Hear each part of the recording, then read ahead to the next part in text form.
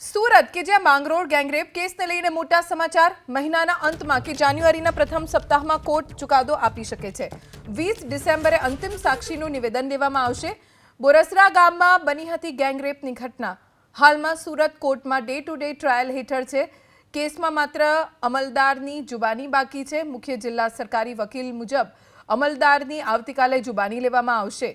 એક મહિનાના ટૂંકા ગાળામાં 45 લોકોની જુબાની લેવામાં આવી। સેશન્સ કોર્ટમાં સવારથી સાંજ સુધી આ કેસની ટ્રાયલ ચાલુ છે।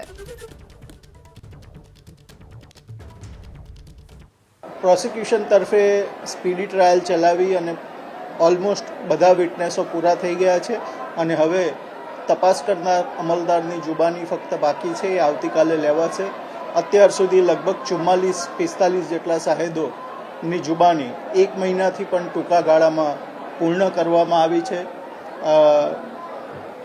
જે કોર્ટ છે, સેશન કોર્ટ શ્રી પરમાર સાહેબની કોર્ટ, તેમાં આખો દિવસ સવારથી સાંજ સુધી આ મેટ્રો ચાલે છે અને આશા છે કે આ મહિનાના એન્ડ સુધી અથવા તો જાન્યુઆરીના ફર્સ્ટ વીક સુધીમાં એનો ચુકાદો પણ આવી શકશે।